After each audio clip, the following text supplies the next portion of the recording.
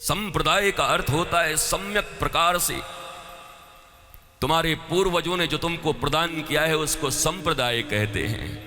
भारत की सारी मीडिया आज 40-50 साल से संप्रदाय संप्रदाय रट रही है। बड़े बड़े साहित्यकार हैं, बड़े बड़े लीडर हैं, बड़े बड़े कवि हैं, बड़े बड़े विद्वान हैं, बड़े बड़े वैज्ञानिक हैं, बड़े बड़े भाषाविद हैं, पर आज तक संप्रदाय की परिभाषा ठीक से नहीं दे पाए। इन बच्चों के मनों में जो कुछ बिठा दिया। What do you mean bye संप्रदाय? सम्यक प्रकार से अपने पूर्वजों से प्राप्त ज्ञान को ही संप्रदाय कहते हैं। इसमें क्या बुराई है? मिस्टर पेठे के पूर्वजों ने जो ज्ञान दिया उनको, उनके परदादा के परदादा के परदादा के परदादा के परदादा के, और फिर भारत एक ऐसी, डीएनए और गोत्र में ज्यादा अंतर मत समझना। डीएनए बाद में खोजा गया, डीएनए बाद में नाम दिया गया, गोत्र भी उसी को कहते हैं। मैं साइंटिफिकली प्रूव कर दूंगा तुमको।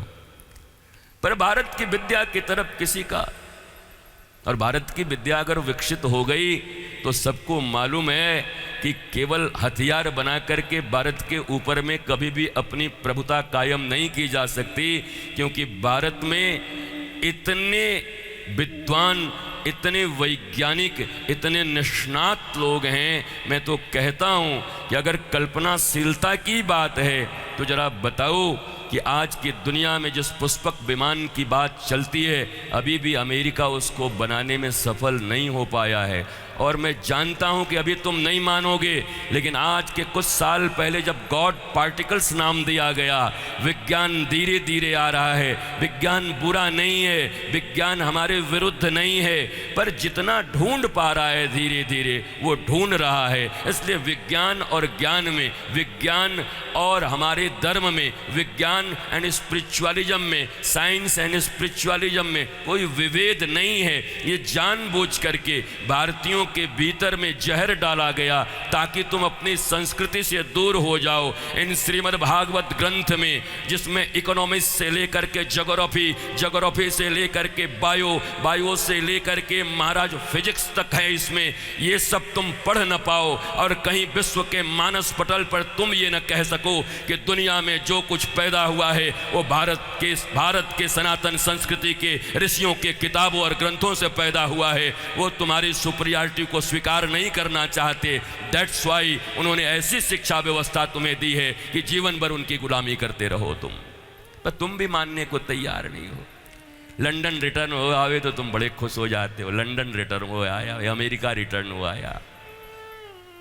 ये तीसरी बार फिर से कह रहा हूं, विवेकानंद जब तक बंगाल में थे कितनी बेइज्जती करते थे लोग रामकृष्ण परमहंस की और विवेकानंद की। पर पागल गुरु का पागल चेला, बिना काम का पता नहीं ये क्या करते हैं। पर जब वही पागल गुरु का पागल चेला शिकागो में सबके सिट्टी पिट्टी गुम करके आया, भारतीय धर्म की ध्वजा को गाड़ करके आया, जब वापस आया तो पूरा बंगाल सड़कों पर आमार विवेकानंदो। जब शिकागो अमेरिका से आए तब अमर विवेकानंद, उसके पहले पागल गुरु का पागल चेला। यही तमगा मिलता है। तुम्हारे भी मोहल्ले में, तुम्हारे भी घरों में तुम्हारे बच्चे जब सत्संग की ओर उन्मुख होने लगते हैं, किसी संत, रियल सदगुरु की तरफ, a spiritual master, a beloved master, a knowledgeful master, जब उसके पास वो जुड़ने लगते हैं तो तुम्हारे आस पड़ोस और रिश्तेदारों से भी एक ही आवाज़ निकलती है, जरा बचा के रखना कहीं बाबा जी न बन जाए, गुंडा बन जाए, निर्भया की इज्जत लूट ले, श्रद्धा के टुकड़े टुकड़े कर दे, बम बना ले। न जाने कितने कितने ऐसे कर्म, जिन कर्मों को याद करके भी सर नीचे झुक जाते हैं, वो बन जाए, पर नॉलेजफुल कोई स्पिरिचुअल मास्टर न बनने पाए, बाबा जी न बनने पाए। What do you mean by baba ji? The beard, jata, danda, माला, तिलक, ये बाबा जी का अर्थ है। ये तो है बड़ी अच्छी बात है, परंपरा में मिला है। परंपरा युक्त सब कुछ धारण करके ही चलना चाहिए। सरनेम धारण करके चल ही रहे हो ना, कि छोड़ दिए हो? सरनेम तो सभी धारण करके चल रहे हो, कर रहे हो, भारतीय कह रहे हो। लेकिन सबसे बड़ी चीज क्या है? बाह्य आवरण कैसा हो कुछ पता नहीं, पर भीतर निष्णातता होनी चाहिए, भीतर में ज्ञान भरा हुआ होना चाहिए। और वो किसी सदगुरु से मिलके ही हो सकता है। पर क्या करें गुरुजी, आजकल देख रहे हैं संत लोग कैसे कैसे हो गए, कितना विवाद हो गया उन लोगों के ऊपर, कितने लोग क्या क्या करके चले गए, अब विश्वास नहीं होता। वही बात तो मैं तुमसे बार बार पूछता हूँ, इस देश में भ्रष्टाचार के रिकॉर्ड कायम कर दिए गए, फिर भी क्या राजनीति खत्म हो गई? फिर भी क्या सरकारें बनना बंद हो गया? इस देश में डॉक्टरों ने पता नहीं क्या किया, निठारी कांड हो जाते हैं, कभी कुछ हो जाता है, कभी किडनियां निकाल के बेच दी जाती हैं, सब कुछ किया जाता है इसे। अरे बच्चे बेच दिए जाते हैं वार्ड में। तुम बच्चा जन्म देते हो, बच्चे ट्रांसफ़र हो जाते हैं दूसरे के पास, हॉस्पिटलों में, अस्पतालों में।